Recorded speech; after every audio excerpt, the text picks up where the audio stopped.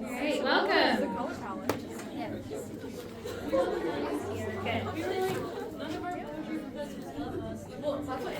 So, we'll go ahead and get started. Thank you for joining us for this very special night. I'm Ashley Wells, I'm the contest director, and I want to thank you for joining us tonight, celebrating our USU creative writing and art contest winners. Helicon West is an uncensored public reading series. We host published authors and community writers to showcase all levels of skill and craft. We welcome open mic readers. We welcome donations to keep Helicon West going.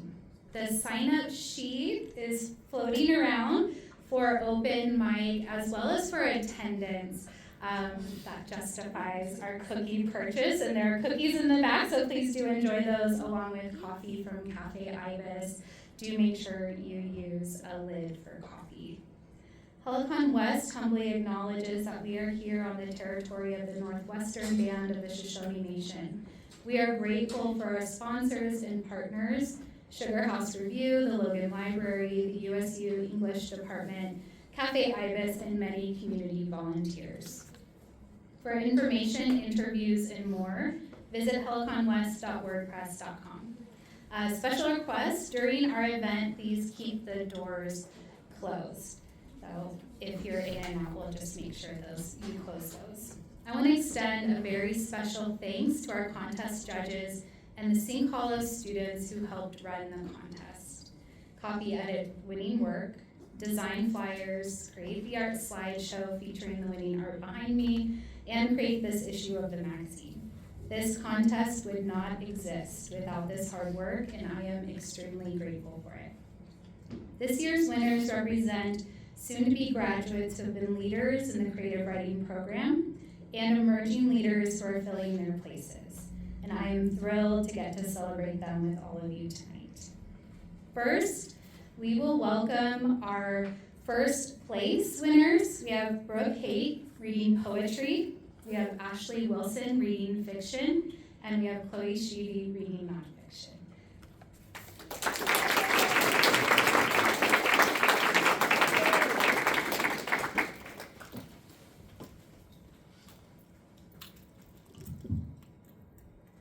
Hi everyone, is this good?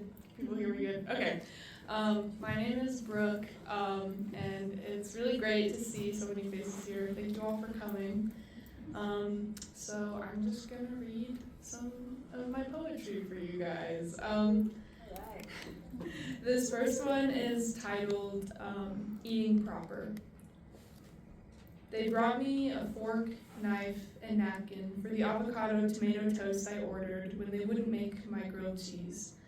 The napkin made sense, but the utensils confused me. I used my hands, brought them to my mouth. Avocado fell to the plate, smeared the edges of my mouth, and made me glad no one was sitting near me. A fork couldn't make this cleaner, couldn't keep the fruit from spilling over the edge. It could make me look cleaner, though. I wanted more salt, more crunch, not that I would do something about it. I scooped the fallen avocado with my fingers, twirling it around the plate to collect residual flavor, oil and pepper, and I licked myself clean, the length of my hands, the corners of my lips. The napkin crumpled, dropping used onto my plate. This next one is titled Bled Through.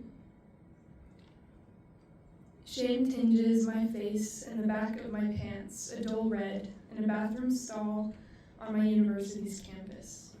I am a child at 22 who can't control her body spilling or even keep herself clean of things that belong inside. Every real adult at the real adult meeting must have seen as I stood, must have known I stain myself everywhere my mom never taught me not to. And this last one is titled Food at Home. I guess I was preoccupied with food when he came to my door, I wished I was in the fridge, hiding between my half-eaten pan of brownies, the unripe mango I bought, and a jar of pickled spears.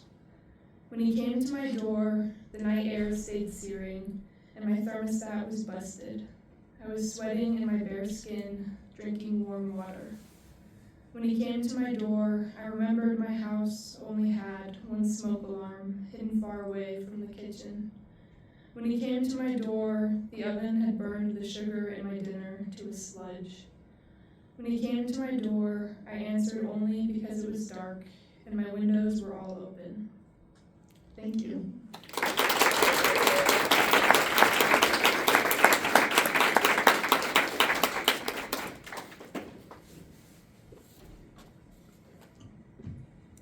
Hi, I'm Ashley Wilson, and I'm going to read an excerpt from The Erosion of Salt.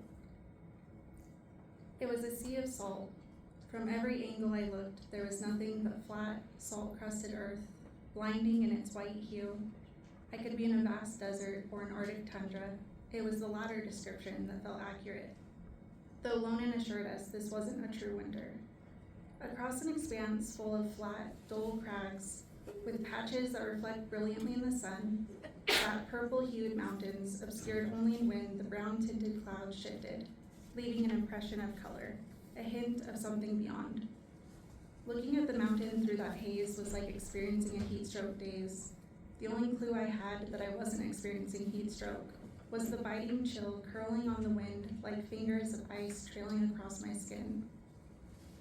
I'd felt cold before, the kind that numbs you down to the center of your soul, a cold that stole my strength and will. This, however, is a physical thing, wending across my skin, freezing the hair on my arms and driving into my chest, rasping my breath. The lack of snow drifting down to lie like a blanket upon the salt was a mystery to me.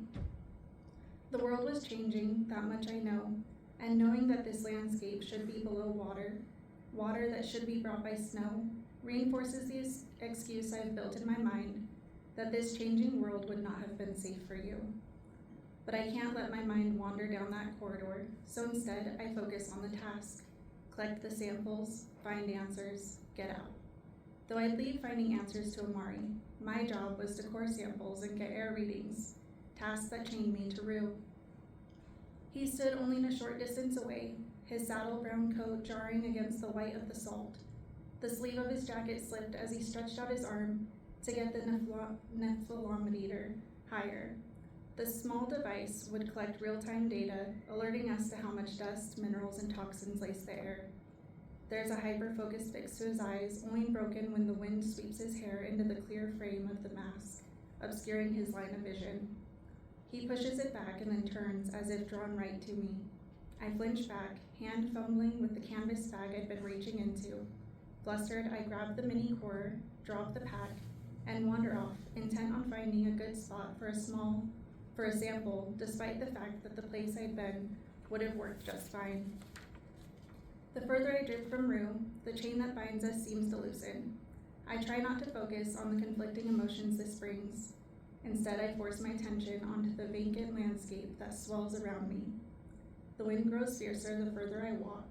Soon my braided hair is pulled loose, strands of brown drag across the nape of my neck, raising goose flesh there.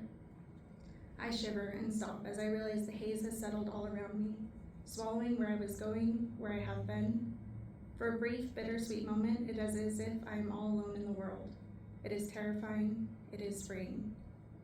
The lonely howl of the wind shifts, becoming ethereal and haunting. It reminds me of whales singing beneath the ocean. Distracted, my foot snags on a protrusion. A yelp escapes my throat as my knees land hard against the ground, tearing the fabric, though it is less a sound and more a feeling as coarse salt grinds into my flesh. I stare at the white mound in the ground I'd tripped on, and realize with sinking horror that it is bone, a large white skeletal mass, some beast eroded by the salt flats. Selena. My voice fails me as I shake among the carcasses. It is large enough to be a whale, and though I know how it must sound, I laugh at the idea. We are hundreds of miles from the ocean, and this once thriving lake may have been full of salt, but even at its prime, surely a beast such as this wouldn't have survived.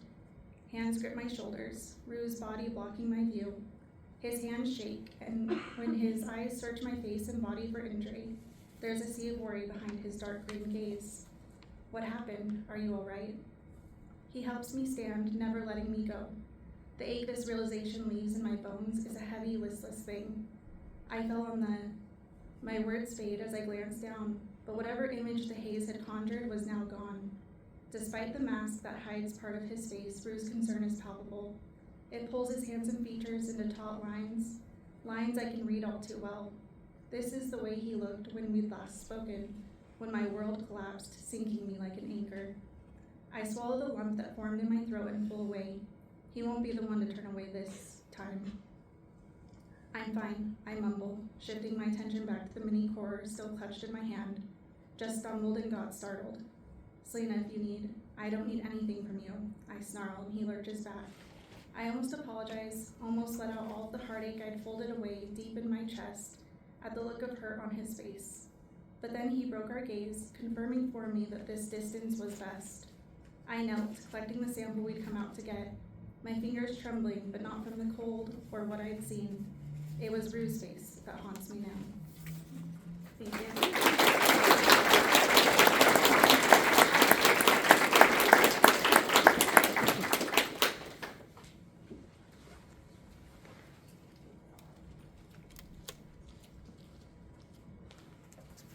Hi, my name is Chloe, and I'm going to be reading a nonfiction essay called Mudfoot. I do want to give a slight trigger warning, though, for gendered violence. Okay, this is Mudfoot. I stand in an unfinished bathroom with my feet laid bare on blue-white hexagonal tile. The faucet is off, and I'm fully clothed, except for my lack of shoes. One Birkenstock lies near the front door of Crew's house when I first entered. The other lies near the gas pedal of my car, inches from an unknown man's shoes as he drives away. I imagine his gun resting on my passenger seat. In the bathroom, I feel distant from myself. My home is my body first and foremost, but now it no longer belongs to me. It's been stolen away, ripped out of my own hands, my own flesh, and hunted down, confiscated almost like it was never mine to begin with. I know when I allow the hot water to wash away the mud caked onto my right foot, I will never truly be cleansed. The mud will be gone, but the stain will remain. 20 minutes earlier, maybe it was an hour, I admit time becomes unsettled when you think you are fated to die young. I sit in my car outside a house in Salt Lake City. My sister B is inside, wearing a cobalt flannel shirt of mine and falling slowly for Crew, a boy with long auburn hair. I anticipate the moment when B gets into the car and gives me a debrief of her night. We will laugh about the foolishness of boys like all sisters do, but that is not what happens. The clock on my dashboard flashes 11:30 p.m. and I kill my headlights. I text B I'm outside. She responds, I'll be right there, and I wait. My car doors are not locked, but I do not know that yet.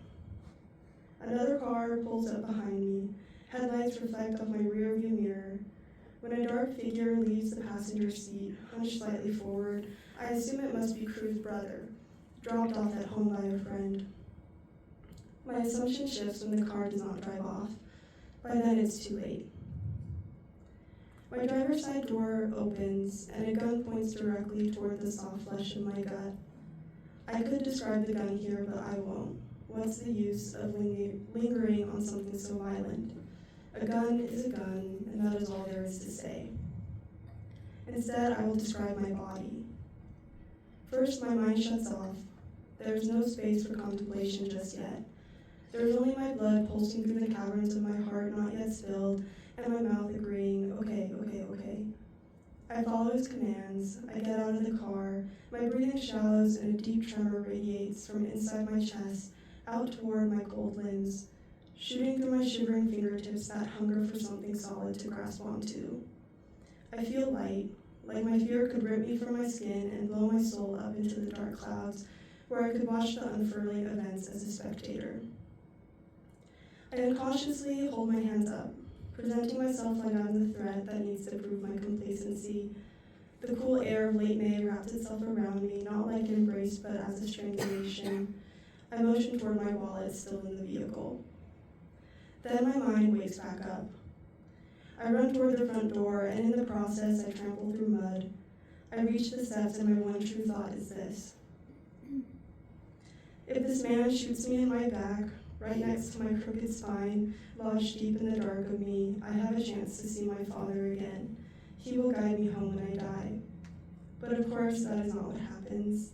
The man is gone, along with my car, and I am left with the repercussions.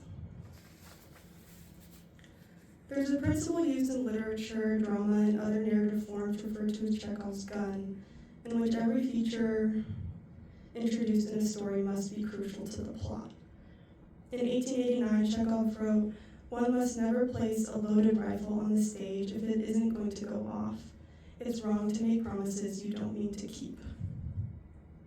On the night of the incident, the gun remained loaded and my blood remained in my body, but years later, I still think I've skipped out on fate and abandoned the loaded rifle on the stage. I refuse to drive at night.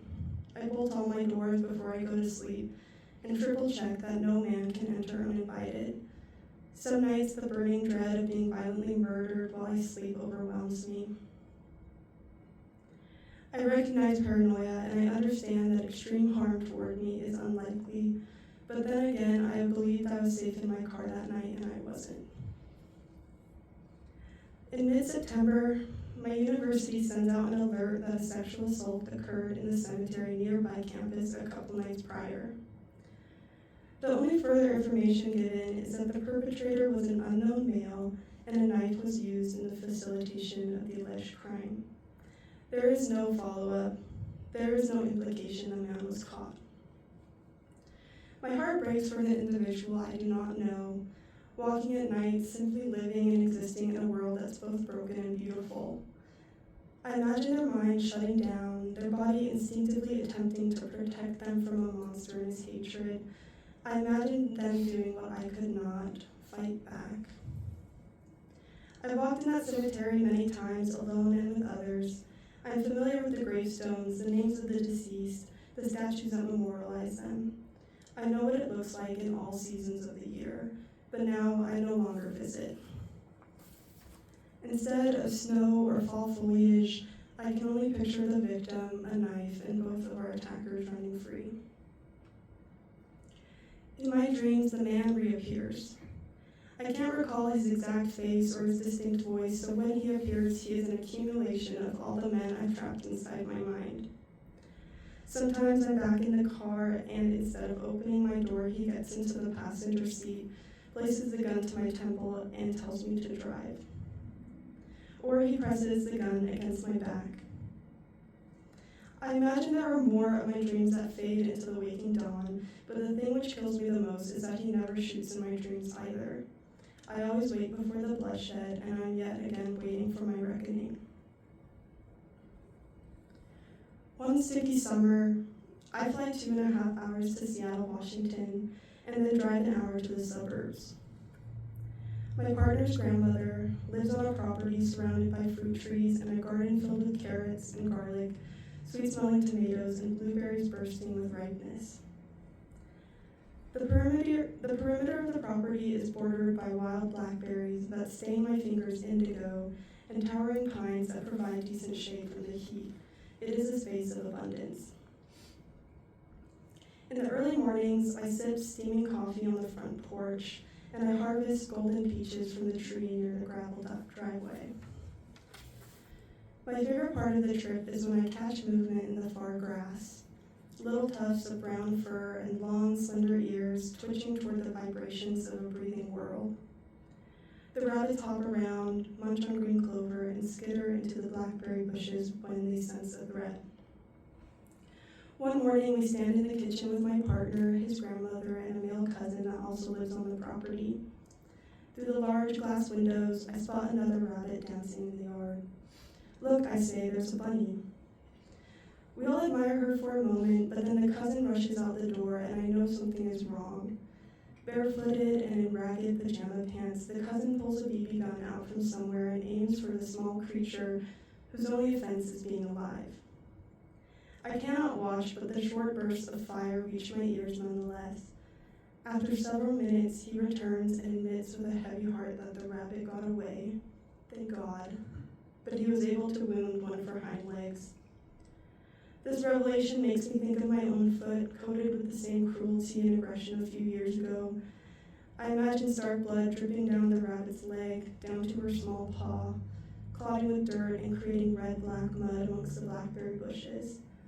I imagine her foot and my foot as interchangeable, connected through our loss of safety and urge for survival. I hate to know the answer, but I ask anyway. What do you do with the rabbits if you kill them? The grandmother answered for the cousin. Oh, he places them in the flower bed for the birds to pick at. When does it end? I refer to my carjacking as the incident because at the time I had no other words for it. Perhaps a part of myself wanted to hide away the dread of being so close to senseless violence that I hadn't yet formed the correct vocabulary to describe it. By calling my experience by some other distant name, it took the edge off and metaphorically unloaded the cocked gun. But now it is one incident among many. My family has a running list of them, and the incidents all relate to fear in one way or another. We label them in parts.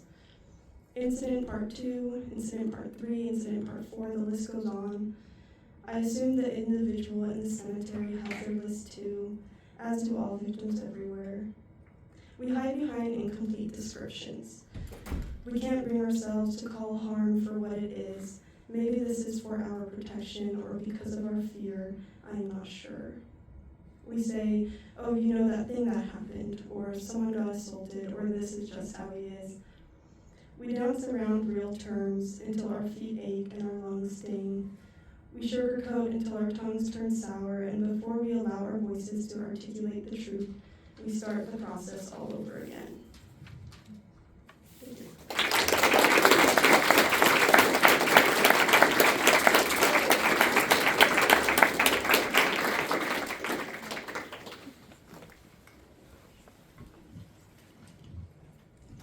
What a start. Next up, we have our second place winners. We have Ella Stott reading poetry, Gracie Fife reading fiction, and Ellie Carlson reading nonfiction. Oh, thank you. So I'm really tall, so hopefully I wore heels today too, which was not necessarily smart. Own it. I wore heels today and I'm happy about it. Now I'm going to change the tone. So this first piece is called Consummation, and then there's a trigger warning for sexual assault. Golden moonlight, silver sun not rising, golden winter trees, moon observes, winter ceremony of candlesticks and unripe fruit. He says he wants her, and when not in white lace and flower crown, does he want her now? Now among branches and toothpicks, he bites her lip, her toothache swelling formally. Sun not rising, moon is, her mouth biting where he guides it. Moon does not wonder if she too is in delight. Drunken body and light and linen towels, and in her this she knows. This comes, this with star sheets over moon's back, no rhythm in the holy endowed, because the sun's vagina doesn't open enough, because there is no safety and a regret she had already known would be. She thinks of herself and the white on her silver, gold moon on silver sun, and then, fuck you, she wants to say to the moon. As the moon says out loud, I'll fuck you again. And then my second one is called Eat, after The Sexual Politics of Meat, a feminist vegetarian critical theory by Carol J. Adams. Myth from hunting men, the ones most natural. In the early times, men and women discovered inequality, with men gathering existence, women hunting non-meat, non-sustenance, and non-importance. Myth from identified men and non-identified women. To rip carcass with teeth is to have power, and to rip food from belly is to have femininity. Non-myth from our pregnancy, man pregnant through woman. Read the tales of kings in castles to two babies in cradles. One who now knows riches come from bloody legs and torsos. One who knows now her stomach isn't supposed to be full unless she is inside of it. Thank you.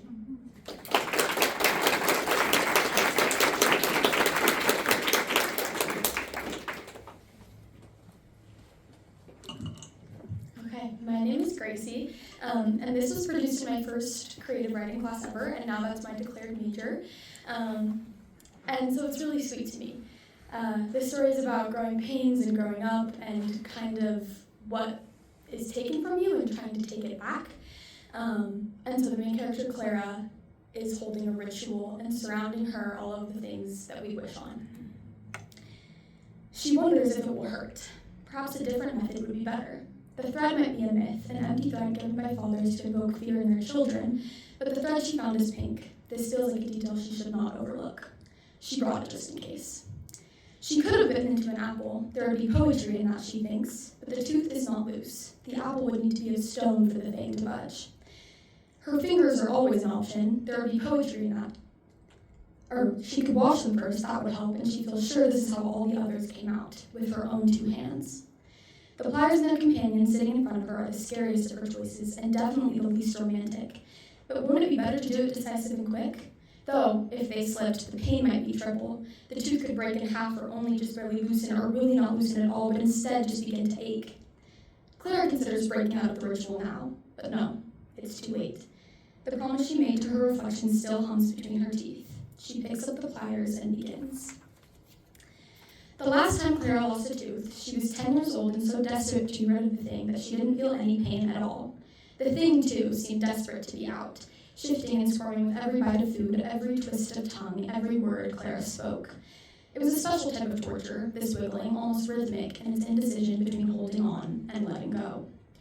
After the tooth came out, she got ice cream with her mother. They sat in the parlor, giggling over their sweets, Clara filled with relief that she wouldn't have to lose any more teeth. In her mom's purse was the top left incisor, salvaged from the pole. Later that night, Clara would place it under her pillow, and in the morning, she would awake to a quarter in its place. Ah, but the tooth is slippery. Not the thread, nor the pliers, nor even her fingers have any hold. Perhaps if she leaves her mouth wide open, her teeth will dry up and go grainy and lose their resolve. The last time Clara let someone else touch her teeth, she was 15 years old and so desperate to be rid of the wires and bands that she didn't think twice before opening up. She never wanted the braces in the first place, wanted to keep her childhood smile, but they said her jaw needed them. They called it crossbite. Her teeth crowded and her canines sat too low in her gums, and the gap between her front teeth could cause decay.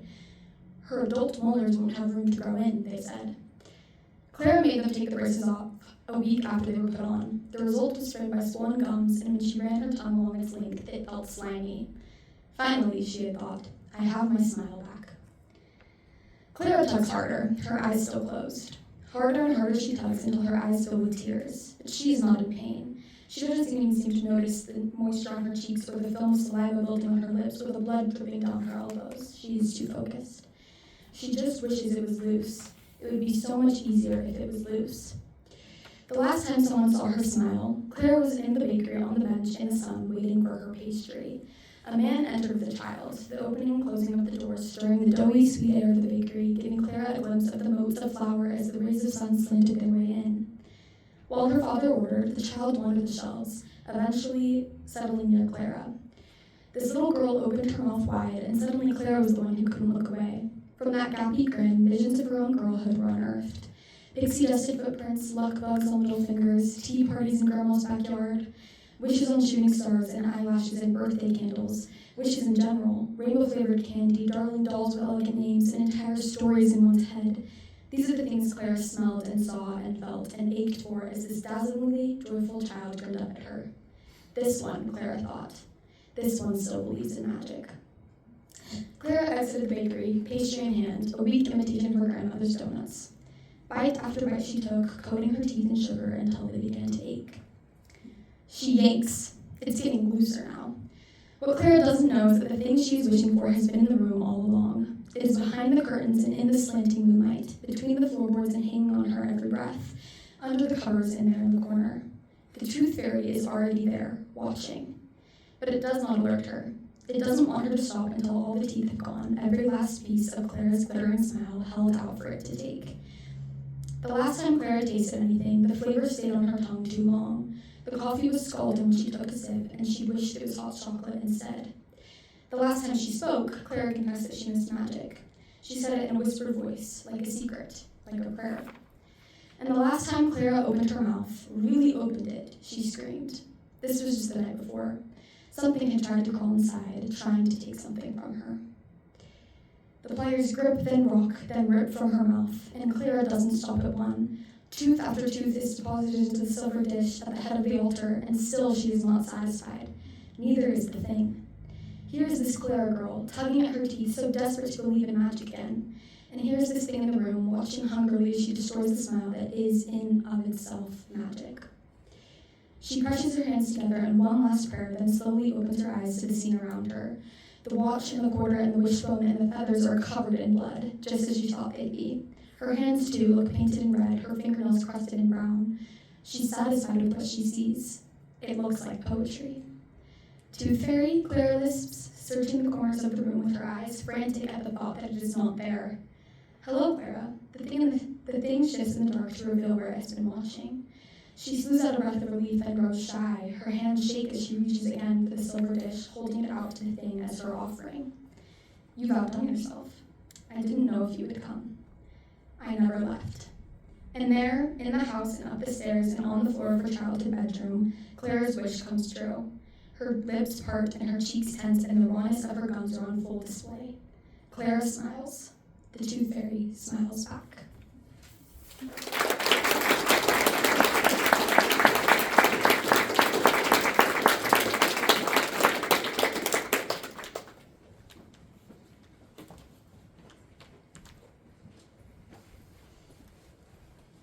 Hi everybody, I'm Ellie, and I'm going to be reading an abridged version of my nonfiction essay.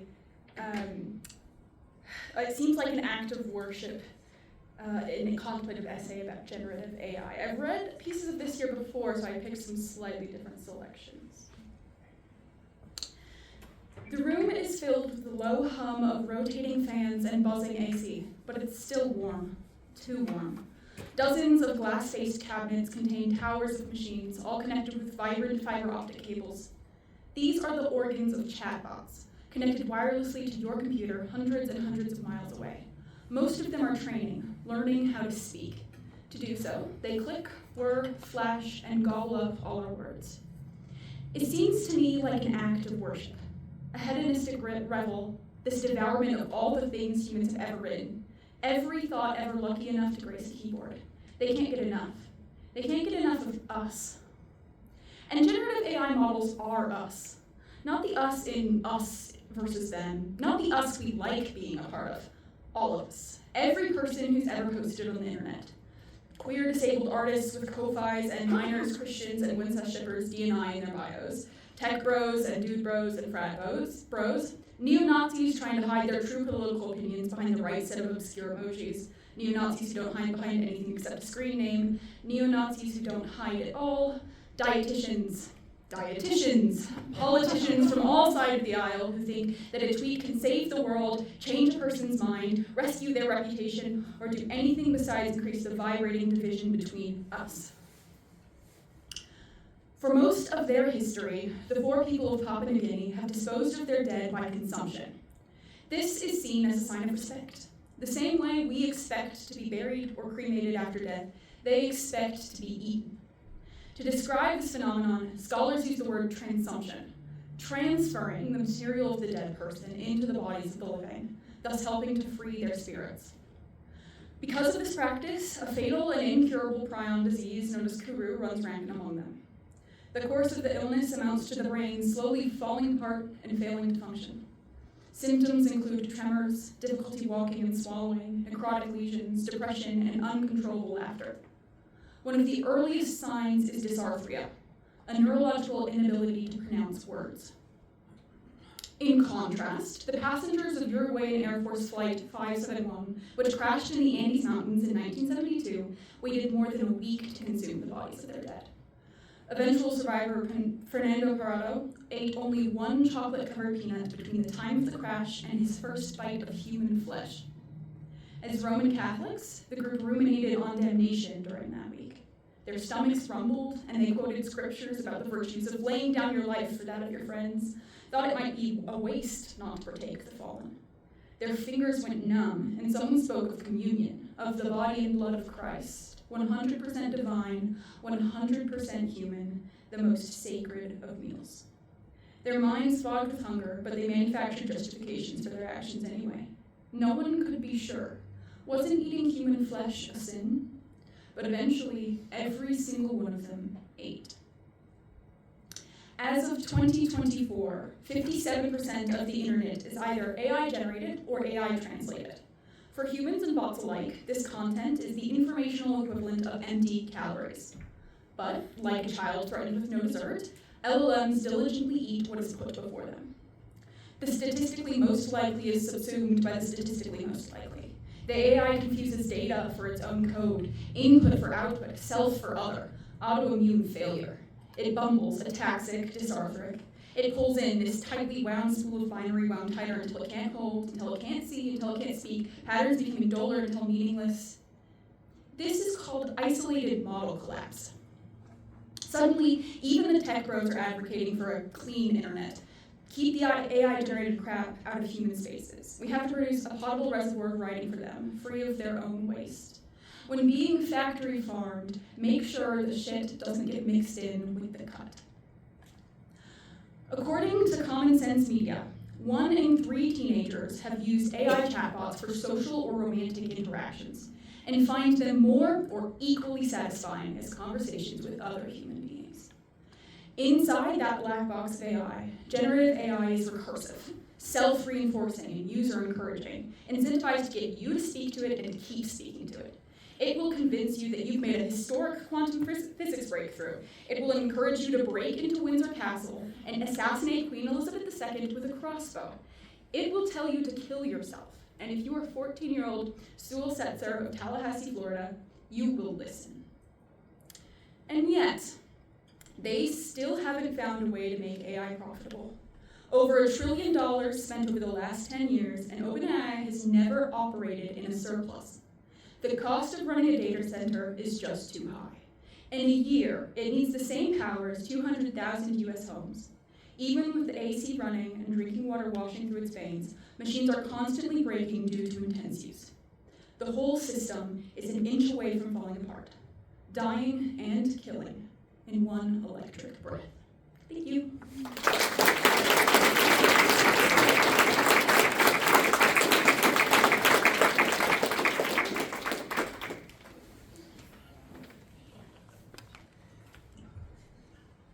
Next up, we'll have our third place winners. We have Abby Huber reading poetry, Mia Nielsen reading fiction, and Ava Reese reading nonfiction.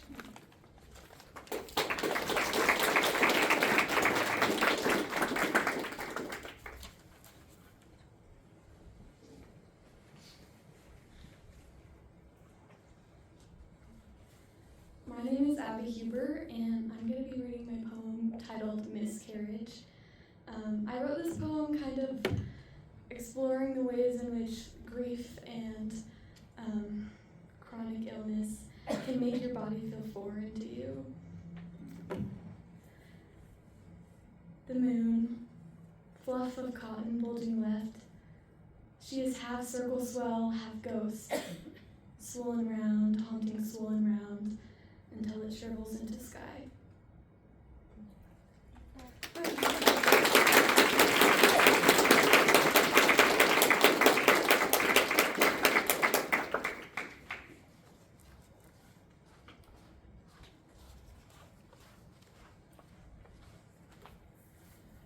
Hello. My name is Mia Nielsen, and I'll be reading an excerpt from my story, Running. And it's a split point of view, so we're going to switch between two characters, Gracie and Maria. The radio didn't work. You had to fiddle with it for ages until a staticky Bluetooth connection finally registered. Gracie wasn't sure that hitting it did anything, but she pounded her fist against the dashboard just to be safe. Piece of crap. Her body felt moldy with irritation. Usually the radio wouldn't upset her this much. What did upset her was Julia's canine smile as she wrapped herself around Gavin's arm. She'd only seen that kind of possessiveness from the morning glories that suffocated Nana's roses.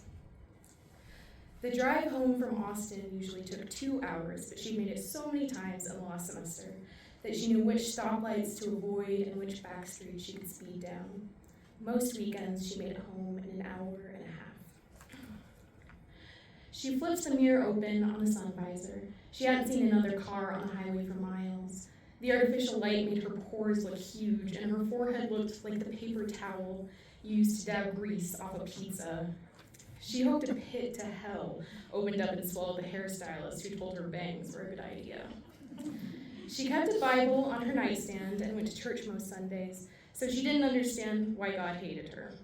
Mom was country club pretty, but she had to try twice as hard as any of the other girls in Alpha Chi to still look like a wild boar in half their posts. If Julia had her way, they'd stuff an apple in her mouth and skewer her over the fire. Gracie wouldn't have been so upset about the whole thing if Julia hadn't looked like an angel. The fluorescent student center lighting nested over her hair like a halo instead of showing everyone she had acne under her foundation. Girls like that were pretty enough to graduate with nothing but a 4-carat ring and an MRS degree, then dedicate their lives to getting spray tans and playing tennis.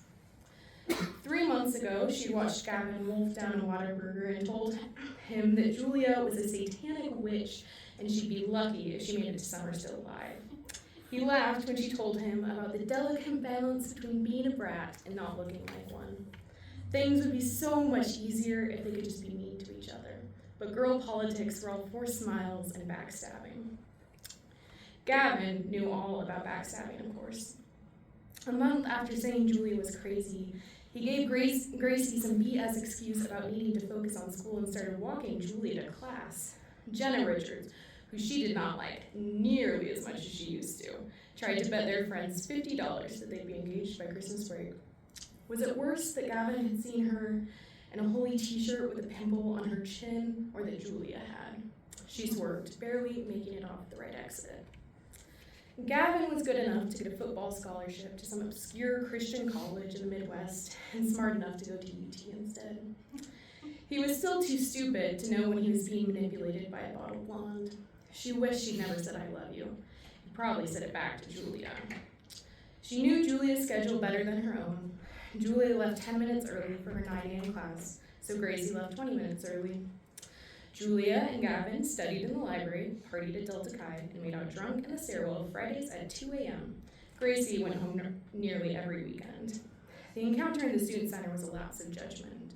She'd gotten lazy and forgot that Julia always stopped for Starbucks sometime after her first class. She cried in her car right after, but she'd be home in 20 minutes. And when she woke up the next day, Mom would make cinnamon rolls for breakfast. She fiddled with the radio again. Didn't a grieving girl have the right to listen to breakup anthems? There was a flash of blue in the headlights and a thump. Maria fell backwards, floating for a second over the yellow winter grass before she slammed into the mud. Her back hurt, but it felt far away. A shrill whine circled the perimeter of her awareness. Her mind drifted further and further from the pain, like she had left her body at the beginning of a very long tunnel. Her head was full of water, and the sound of summer thunder over Catatumbo. Their neighbor, Sonia, said the lightning came from the spirits of their ancestors. Her mother said that was heresy, but could never decide why. Most of the neighbors were heretics. Los Mejia had their butcher shop open on Sunday. Her aunt was a gossip, and her uncle gambled. Sonia Miranda drank, and Sonia de la Casa Verde was most likely a witch. The boys down the street stole watermelons out of the garden, but they probably couldn't help it since they were born out of wedlock. Her mother loved her neighbors because the Bible said to, but that didn't stop her from recognizing exactly what was wrong with them. There were, after all, only 2 sinless people in the world, Jesus Christ and Don Pedro, their priest. Maria's mind flashed between scenes of Maracaibo. The smell of oil and brine, the pig legs hanging from the window of the shop down the street, and the glass bottles of Coke Sonia would give them if they played in front of her house for long enough. By the time she was 9 years old, her father was a fuzzy memory, a broad-shouldered obstacle to her mother's immaculate conception. It was just her, Mommy, and Santi, but of course it was never just them. There were neighbors poking their heads through the open front door, and aunts in the kitchens making stacks of arepas, and trips in her uncle's new car to the beach. When they weren't in school, they went to every mass, and stern-looking church people crowded into their living room to talk about La Palabra. Sometimes she and Santi played with the boys across the street. The neighbor was always pregnant with another one. that you could hold or stick your tongue out at, but for the most part, her boys were either too young or too evil for their taste. They mostly played with glass, though. He liked football, marbles, and He-Man, and their aunt let him play with his World Cup cards during Mass. He was still afraid of lightning, which was stupid, because there is always lightning in Maracaibo, and nothing bad ever happened. Maria knew, lying in the canal, her blood mixing with mud, that bad things did happen in Maracaibo. Thank you.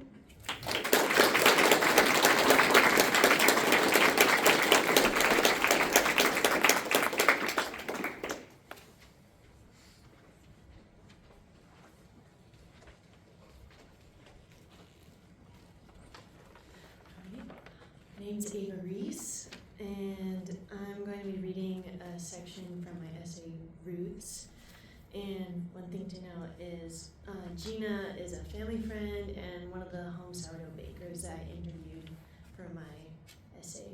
She also highly influenced me to start baking sourdough. So, 5-year-old Berkeley demands her mother bring her gum while banging a fist on the kitchen table. Gina dusts the flour off her hands and retrieves the gum from the cupboard. After, she thoroughly washes her hands before working the dough again. Gina, mother of 2, is a self-declared beauty school dropout and sourdough enthusiast. She describes her baking rituals to me while rolling out pizza dough made from her sourdough start. She prefers making sandwich bread to the Dutch oven loaves, using distilled water instead of tap, and using unbleached flour in the place of all-purpose flour. She swears the slight change makes a difference. Her start, which hibernates in the refrigerator in a large towel-covered bowl, is 33 years old, the same age as her husband, Keegan. Her father-in-law made this start from scratch using potato starch. She has recipes in a staple packet of stained, crumpled, photocopied printer paper that smells strongly of potatoes and flour. Gina has had the start for 5 years, the same amount of time as she's lived in her house and the age of her oldest child, Berkeley. Gina's sandwich bread recipe calls for a long rise of 3 days, not a single day like most recipes. She claims the longer resting time lets it develop a more digestible gluten. Using flat, unfed start, known as discard, she makes sourdough waffles for breakfast in the morning. She feeds the start, and when it's at mid-fertility at around noon, she makes sourdough pizza for lunch, which is when I came over. In the evening, she mixes the ingredients for bread and lets it rise for 3 days. She bakes 3 loaves on baking day and gives 1 loaf to a neighbor or relative who she feels needs the extra love. If she has excess start left over in the refrigerator bowl, she gives it to a friend after teaching them how to bake with it. If she doesn't have enough left over, she keeps it so she can carry on baking like Yukon Gold Rush prospectors. She saves a little start for the next time she sets up camp. She only bakes once a month. In the unfortunate case that the start is completely used up, she says she has to ask her mother-in-law for another portion and begin again. Unlike most bakers, Gina doesn't like to keep the lactic acid byproduct of yeast fermentation. She says, I always pour out the hooch because if I pour that in with all my other ingredients, it just makes it too sour. When I first started doing sourdough, I didn't know I could pour it out. It was too sour for me. While building their house and pregnant with Berkeley, Gina was diagnosed with gestational diabetes and ordered off simple carbs and sugar. Her mother-in-law gifted her the sourdough starts and recipes to experiment with, and 5 years later, she still uses them. But she mourns she can never master her mother-in-law's cinnamon bun recipe. Her bread's lower glycemic index doesn't spike her blood sugar, and it doesn't make her stressed out afterwards. It makes a difference for the health of her young family, Gina says, even if it's just one healthy switch. Store-bought sourdough has a noticeably worse effect on her gut nowadays. And she tells me how some of her gluten-intolerant friends are able to eat her 3-day rise bread without any stomach issues. After she's done rolling out the pizza dough, she roasts them on the grill in the backyard. We go to the garden in the corner of the fenced-in yard where the produce grows wild and fruitful. Corn stalks are snarled with bean vines. We pick sweet peppers, rosy tomatoes, and basil for fresh pizza toppings. Pizza is delicious.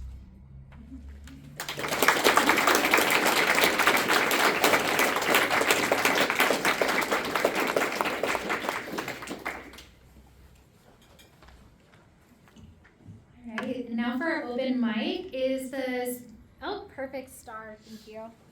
That was the open mic, and also your attendance sheet is signed in this, Ashley. And in this little section, everybody needs to sign the attendance. Excellent. And you might get some more open micers. Wonderful. So each reader will have up to 7 minutes. If they go past that limit, they will be politely clapped off. If you do not wish to be recorded for our YouTube archive, please just tell us beforehand. And I'll send around the sign-in sheet also. Folks on the side want to sign up after announcing our first 3 open mic readers. So first we have Ronald, then Brady, then Cody.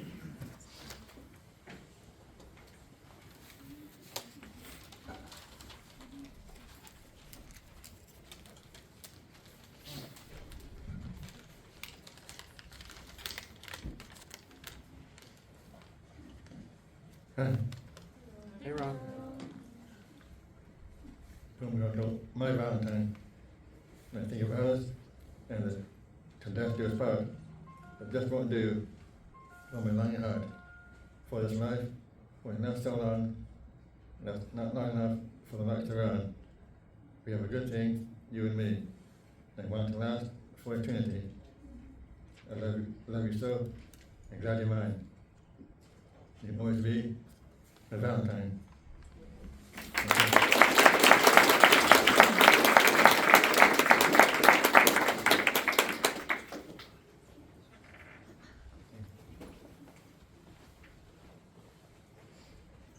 Hi everyone. I have wanted to come here forever and I haven't been able to, so I've built up a few poems in the meantime. I'm going to do one that's as old as that wanting, one from roughly the middle, and one from pretty recently. First one's called Praise God in the Ferment. A man grown fat on the blood of Christ taught me to die the right way. Everyone wants to be a martyr, he elevated me, but you've got to die a little every day, as if God wanted to see us all pull a Jesus, but slower this time.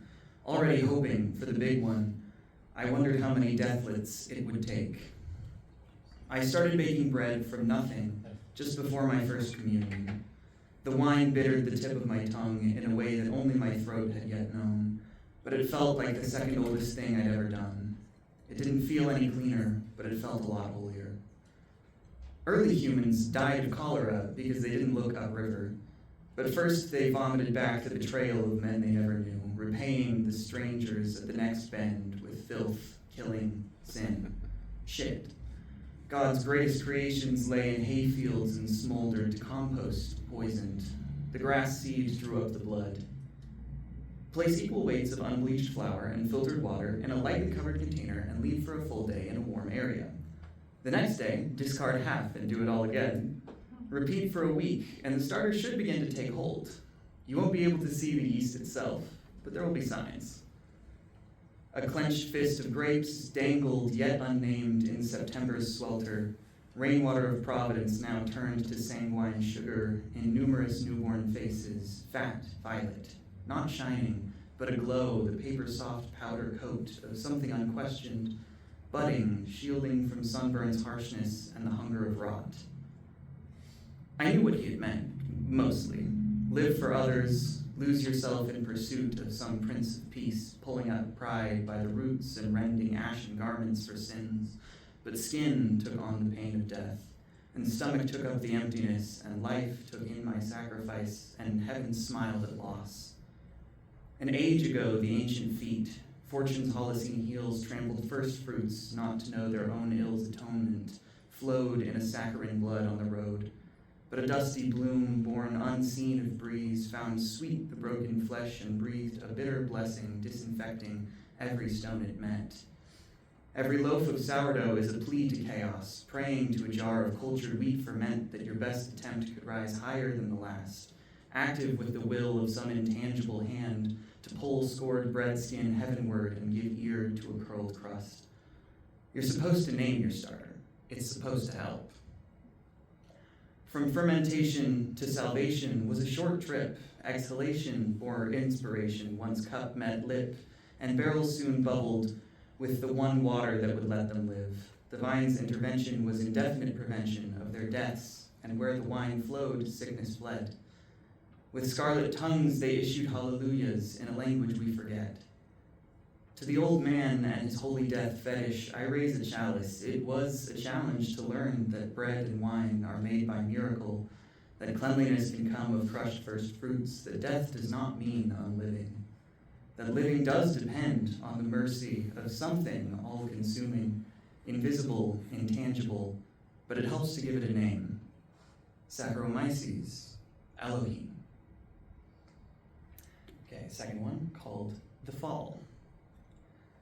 My parents took me to tour the preschool, a meter-stick kid with cherub hair, tousled and curling around my bobble head and baby neck.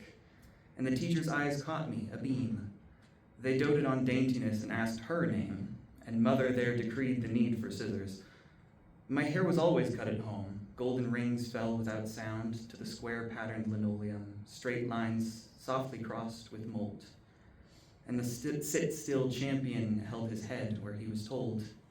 And God said, let there be no mistaking him for her, and there remained no locks to cover ears. Finally, this one is a shift. It's called The Pet Sitter Found Him.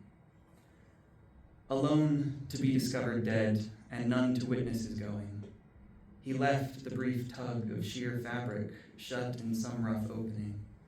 She grieved belatedly. I wondered, but didn't ask, about the guilt of unfinding, about the grief of news of grief, without the laying on of eyes. Late into the night's wake, my phone-based funerary, my red dripping candle beside the bed began to gutter in its holder, a closure. I took it to the darkest hall in my home and watched, worrying, until it doused. Give her, with her grief, the watching I did. Let this distanced vigil stitch one suture of a wound gouged wider than needed. Thank you.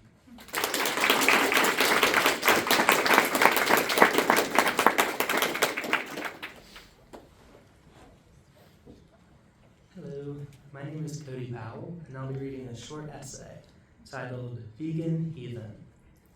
While I searched the internet for the biggest burger I could buy at McDonald's, my brother Connor announced to my family that he was going vegetarian. My mother was pouring candles in our kitchen at the time, made with pig fat instead of wax. She'd gotten the fat by collecting the grease left over from a batch of bacon the week before. She did a good job of hiding the piggy smell. The announcement left her shocked. "What's wrong with a little bit of meat?" she asked. Connor sighed, already sounding holy. "Oh, every time I start to eat meat, I can't help but think of the poor cows and pigs hanging from hooks in the slaughterhouses, and I'm disgusted." My father shook his head. "Don't think this means we won't be getting a cow at the farm," he said, referencing the old ranch he worked. Every other day he went out there and came back reeking of horse manure. Soon enough, the smell of cow blood would be added. Already he was fattening up a pig. "He's in a sty with a concrete floor and a drain in the middle right now," he explained, "so that when we kill him, the blood has somewhere to go." My brother was not pleased to hear this. I never considered my family meat-eating one until then. Sure, we'd never eaten a meal without meat, but wasn't that every family? I know my aunts and uncles were all the same. My Aunt Brie, a known carnivore, has a deep freezer in her garage full to the brim with animals. She called us the other day asking about it. "Is a 3-year-old lamb leg still good if it's been in deep freeze?" "Oh, it's fine," my mother told her. The next night, her family ate lamb chops for dinner. My parents asked Connor 100 questions. I think this was their first time meeting a non-meat eater. It was like trying to feed a new pet without knowing what it could eat. My dad pulled out a carton of eggs to boil. "Can you still eat eggs? I need someone to eat all these eggs." He would boil them whether Connor liked it or not. To his relief, he said yes, which perplexed my mother. How is that allowed? That's like eating a chicken's aborted baby. Do you want to eat aborted babies? It's not actually a baby, though, he explained. Since the egg isn't fertilized, it's more like the chicken's period. I think that's worse, my mother said. Eggs were the only exception, though. No fish or cows or pigs or sheep. We made sure to ask about everything. Hunted animals went out the window as well, even if we'd kill them. No more of my dad's deer jerky or rabbit jerky or elk jerky. My mom felt sad for him. I'm just thinking of all the foods you'll be losing. Ham and beans, chicken noodle soup, bacon. God, it's awful. He didn't seem to mind, though, much to my dismay. Do you even like eating? I asked him honestly, and he shrugged.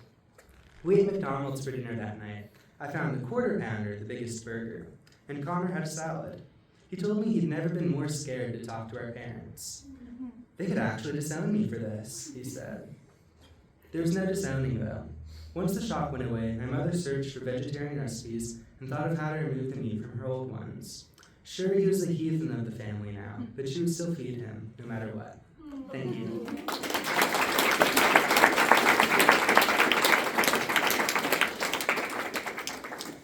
Let's see. Oh, thank you, Brooke.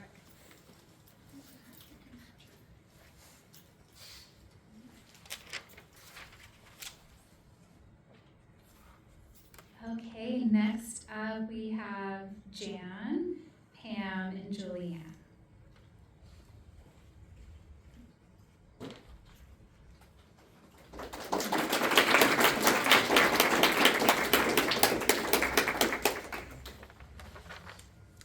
Hello. I wrote this piece about 18 months ago, but something happened just recently where it's become applicable again. So I wanted to share it. It's called My New Superpower. Man, oh man, what a year this has been. 1 year ago this month, I was diagnosed with breast cancer. Not just in one, but in both breasts. I was always an overachiever.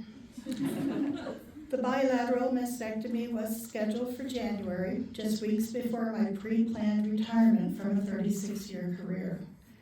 Since the surgery, I have dealt with a myriad of health issues: chickenpox, mono, post-herpetic neuralgia, gout, not to mention some pretty decent depression, which is why I am now embracing my newfound superpower for all it's worth. I noticed as I was aging that people were just not paying attention to me anymore. While I was still working, my ideas were deemed out of date and not germane by my internally disgusting boss, who, by the way, is just a mere 2 years younger than I was.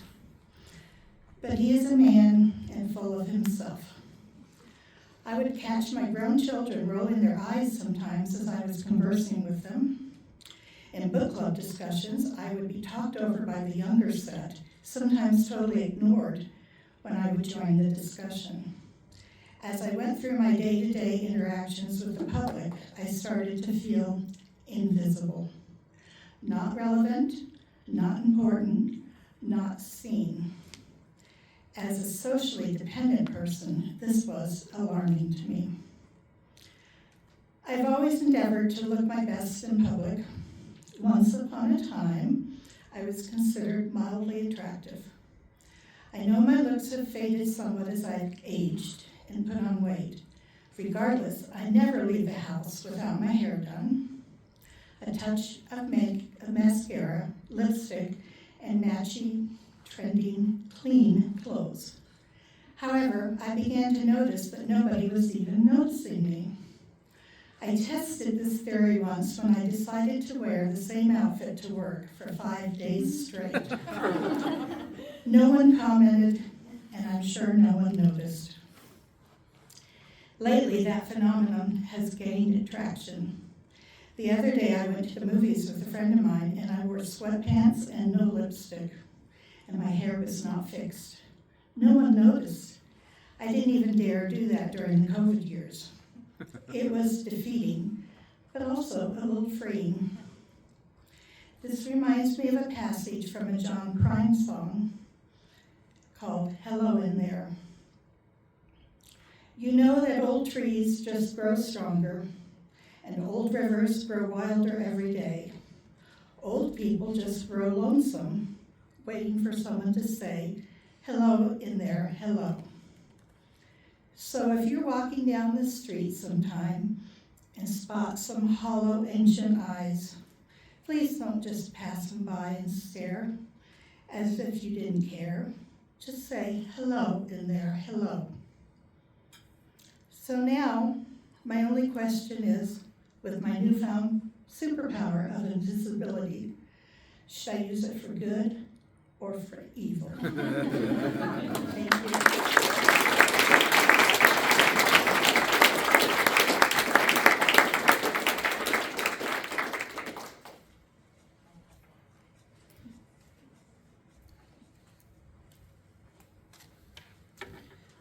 I started to write a story about my grandfather.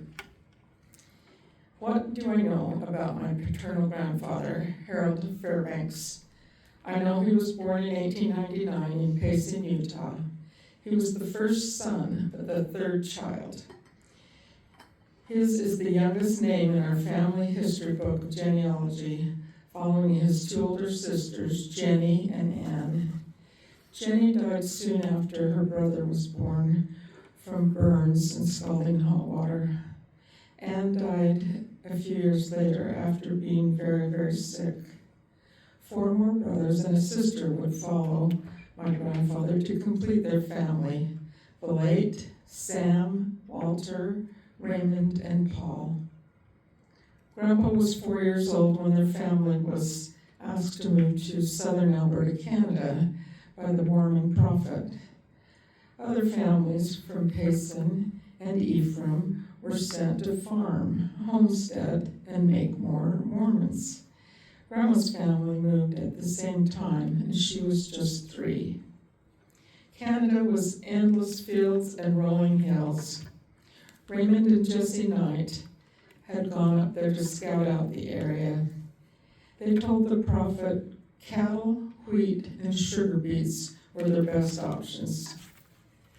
This area was home to less than 100 homesteading families who suffered through 3 winters to bring irrigation water to the 4 small towns. Raymond, named after Ray Knight, was the town Grandpa's family settled in. McGrath, Sterling, and Cardston were all within 15 miles of each other. Canals were dug by horse-powered equipment. The Royal Canadian Mounted Police had brought stronger tents to the settlers after that second harsh winter. Grandpa came from some tough stock. I know from recent discovery that Grandpa attended school 1 year in Salt Lake City. They returned from Canada riding the train. His mother and 1 younger sibling came. I'm not sure why this happened, but my grandmother wrote a little bit about it in her journal. Otherwise, he went to school in Raymond. Grandpa worked with his father and played sports at school. He was tall and athletic, and I know he played basketball and pool. Shortly before he died at age 77, he was inducted into the Canadian Hall of Fame with the only other 2 living members of their Union Jacks basketball team. Our family speaks well of his basketball playing, and I know he was also a very smooth dancer. That's one of the talents that won him our grandmother. We knew better than to mention anything about the pool playing or the bets he won when a new guy drove through town. Grandpa's family were 3rd-generation Mormons, and they didn't bet or play pool at pool halls or drink beer. None of those things were widely discussed, or at least before us grandkids went to bed. Our family was so strict they kept it hidden that Grandpa still drank coffee every morning. When he had his heart attack, it was so much worse because he was, in fact, at the coffee shop, actually drinking coffee with his friends. Lordy, those relatives were worried. And that's all I've got so far, but I'll read more later.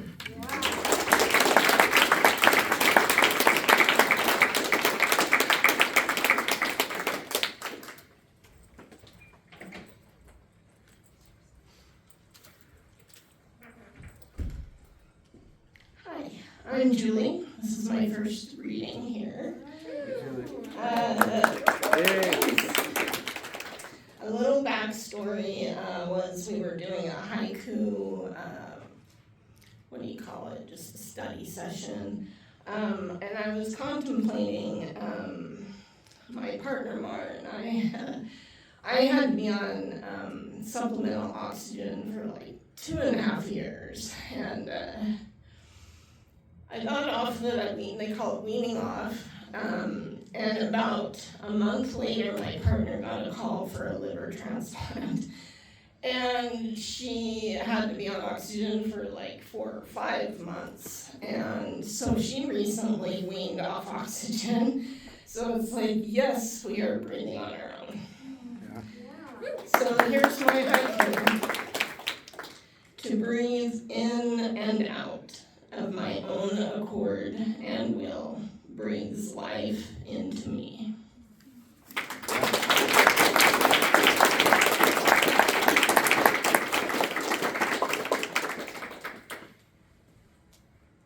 Next we have Mar, Gail, and Sid.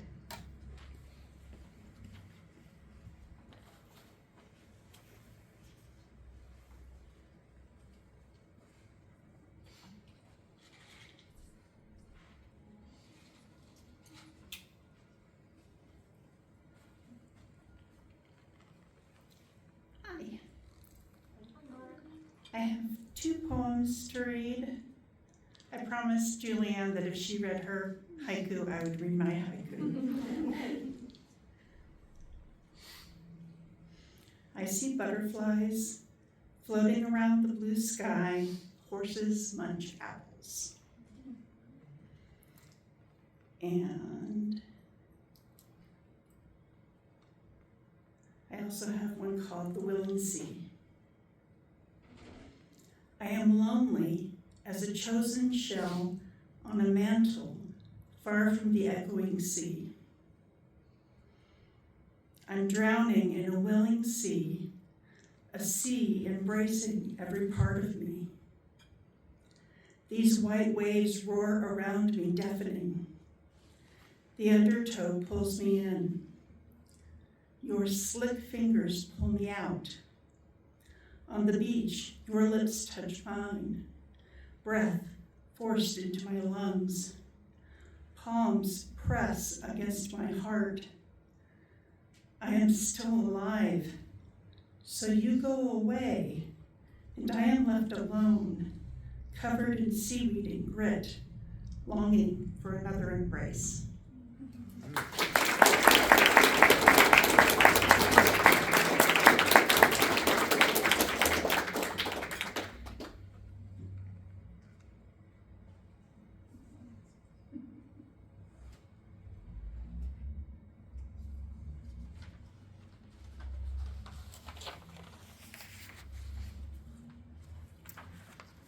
Hi, I'm going to read a poem called Cowboy. Silver buckle etched with a bucking horse, skinny wranglers, snap-down plaid shirt, scent of tobacco, buckaroo hat and pointy boots, but a roper still has to eat. I see him like a tired bull trapped in the aisle, a creature out of place.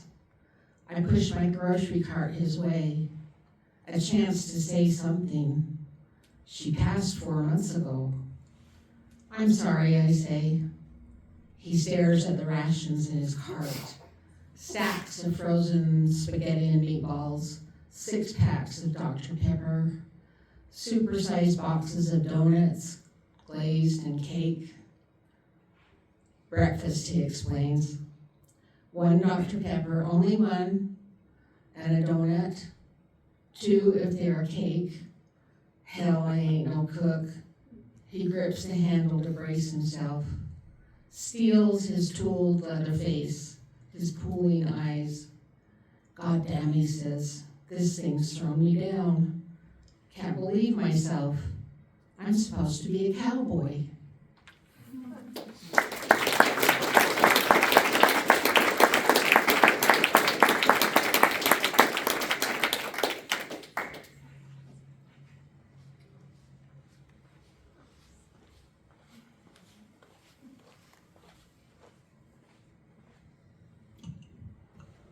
Hello, I'm Sid. I have come as an observer before, but tonight I shall read.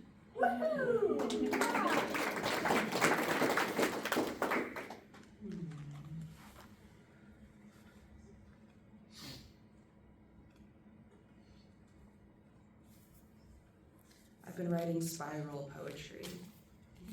It's a spiral. How are you with writing poetry?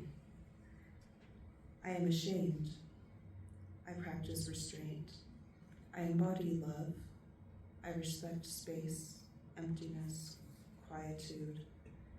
I have hurt. I have lost. I feel tired. I live in my zone of genius. I pursue my heart's intentions. I free myself from the chains. I have creative sovereignty, guiltless autonomy, freedom to move, freedom to leave, freedom to stay.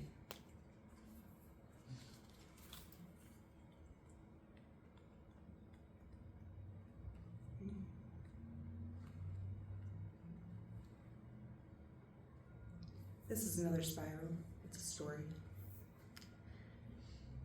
I met a man and my soul ignited. Effeminate, insufferable, strong, grounded, kind, a masculine mirror of myself. He touched my hand in the water. He unabashedly scanned my body with his eyes while I stood in the stinging cold, half naked. I could feel his eyes behind me as I walked up the stairs in the tunnel. We laid side by side in the hot water cave behind the waterfall. Children are strange, he said. What were you like as a child? Quiet, shy, melancholy, moody. We talked about tofu. He thanked me for driving. After Indian food, he grabbed the check. I didn't know how to cross the bridge to touch him. He took both my hands and pulled me in. I wanted to stay close all night. He said he'd like to see me again, and now my heart aches. This one's funny. This is called stage presence. You have very good stage presence, he told her. Page stretchings. What? Page stretchings. What's that? Gary Vood page stretchings.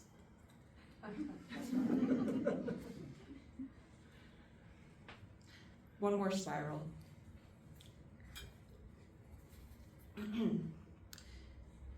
You're hot. I am hot. We are very sexy people. Follow the music. Follow the sun. Follow the stars. Follow the moon. Follow the light. We have Kundalini energy. We needn't channel it into sex. Sex in music. Channel it into music. We make beautiful sounds together. Thank you.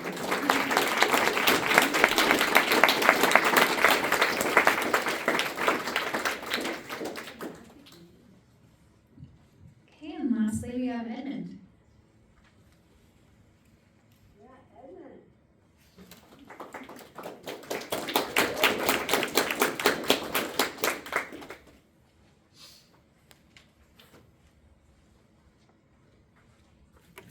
Because it's prom season, I decided to share this piece, apart from my memoir.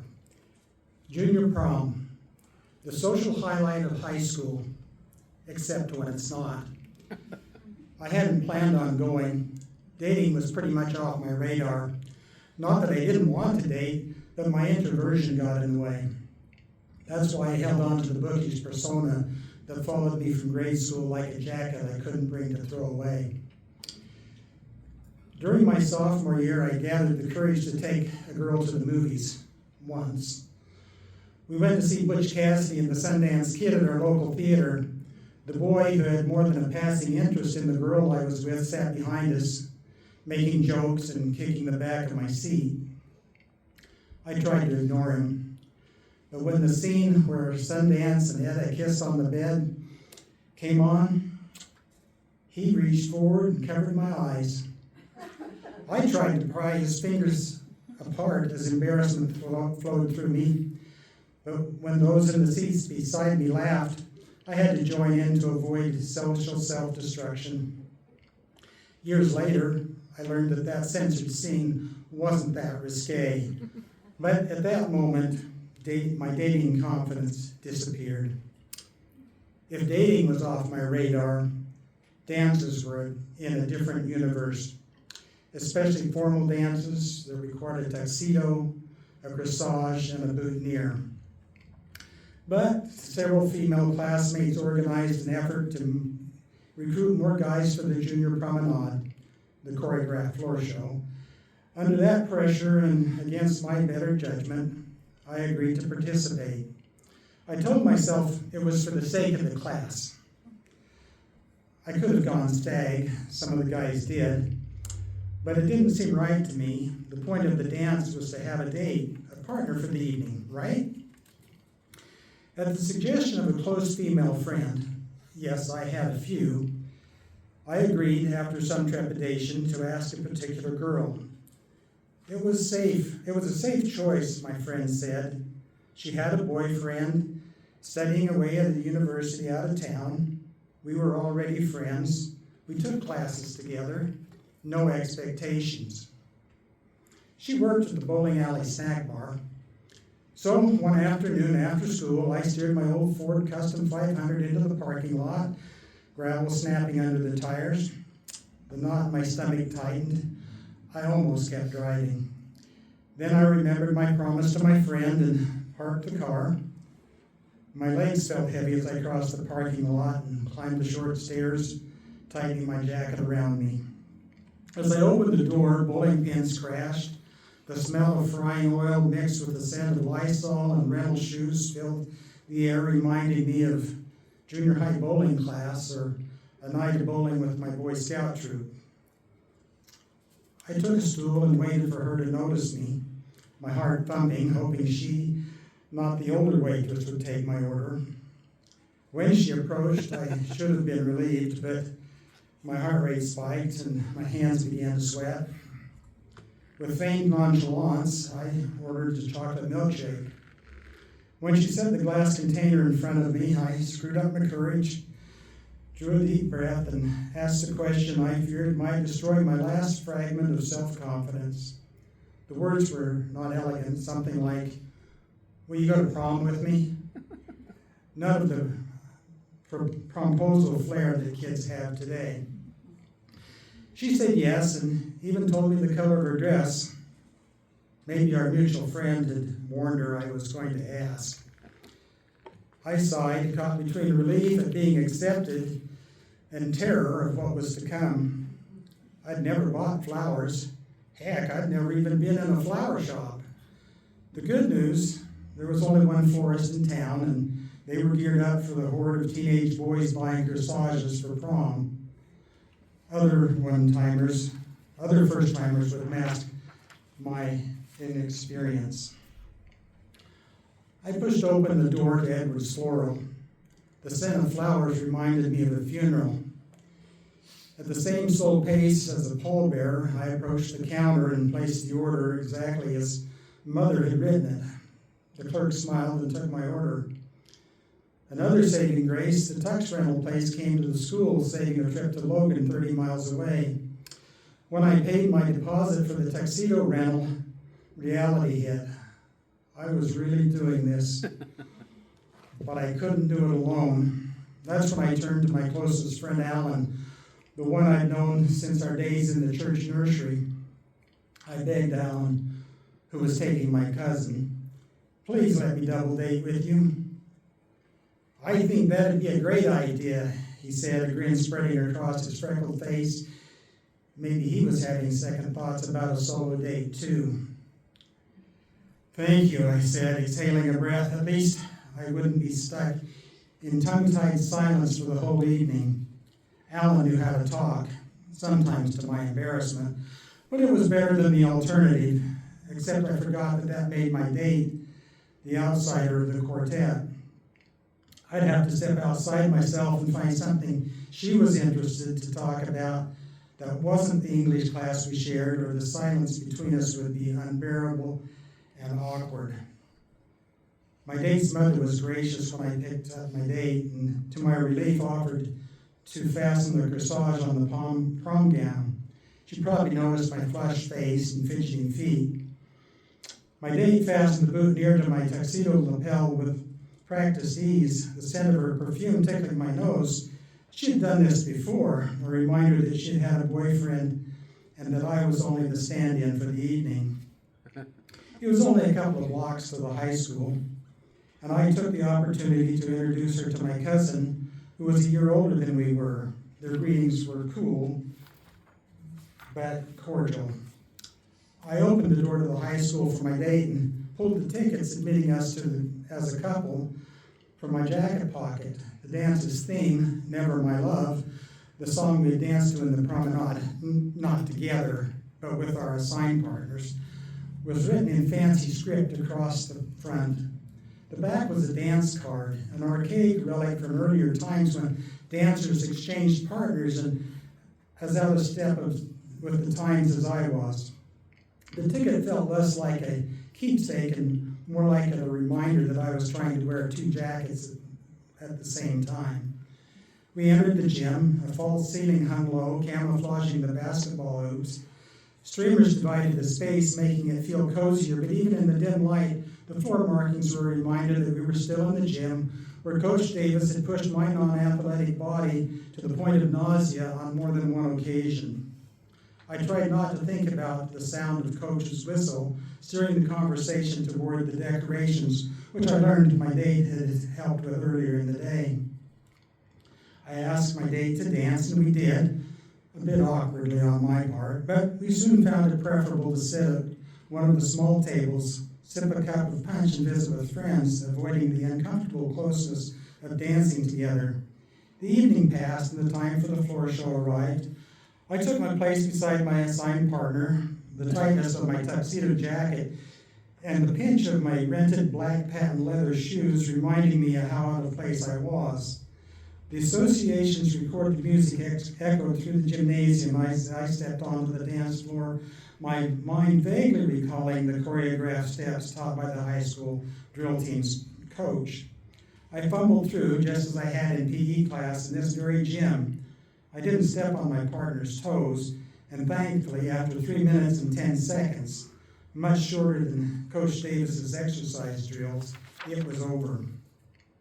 With the evening's obligations behind us, we left the decorated gym. Alan and I treated our dates to dinner in Smithfield, 25 minutes away, because there was no dining option in our hometown unless you counted the A&W drive-in or the snack bar at the bowling alley. I knew my date would not appreciate that. We barely finished our dinner when the clatter of dishes echoed through the restaurant and the lights dimmed as servers stacked chairs in preparation to close. I could tell they were waiting for us to leave so they could finish the work, an unintentional timing error on our part. I realized too late that we had arrived just before closing. Embarrassed and not wanting to inconvenience the restaurant staff, Alan and I quickly paid the checks and left. On the drive back to my date's home, the conversation lagged. Looking in her direction, I understood why. She leaned heavily against the door, her head resting on the window, fast asleep. I was aware that if she were with her boyfriend, rather than a stand-in, her head could rest on a soft, comfortable shoulder. I hesitated to wake her, but when we turned down her block, I had no choice. I helped her out of the car, walked her to the door, and said goodnight, already rehearsing what I would say to her when we crossed paths at school on Monday. It wouldn't matter. We were still friends, and that was enough. As I slid back into Alan's car, I let out a long breath. The night had been awkward and full of small missteps, but at least there'd been no major social faux pas, no jealous boy covering my eyes, no humiliation. I had survived, but nothing compared to the relief of slipping out of the uncomfortable borrowed tuxedo jacket and back into my true one, the quiet, comfortable coat of introversion.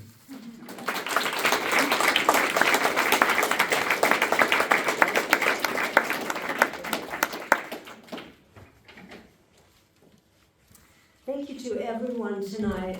I'm Star. I'm your Helicon West connection. I want to let you know that Joseph, who's been doing everything, has a whole bunch of other obligations, and so now I get to do more of stuff. So come back and help me, please. And I also want to give you your words back, you who read tonight, because it was beautiful and glorious, and I loved it, and thank you for your talent.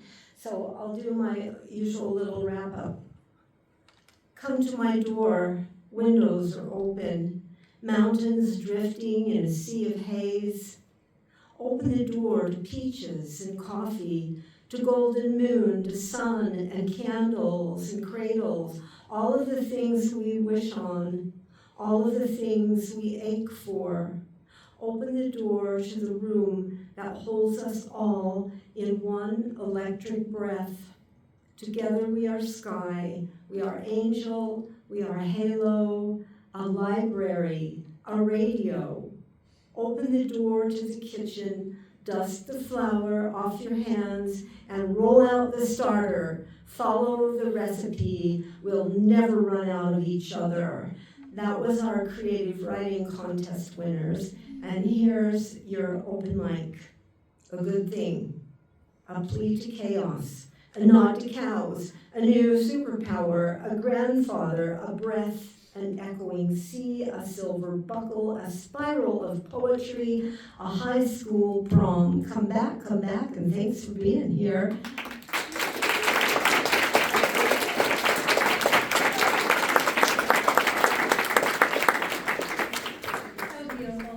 Thank you to our open mic readers. They were such wonderful pieces and so well read. It was really lovely work. Join me again in celebrating our USU creative writing and art contest winners. I am incredibly proud of these students, and I hope you are too. So let's give them one more round of applause.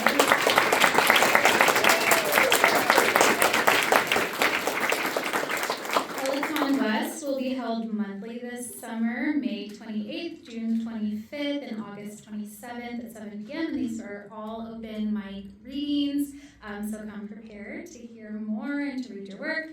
Thank you again for joining us. If you're able on the way out, please stack your chairs, and also please take cookies if you would like, and if you're able. Thank you again for joining us. Thank you.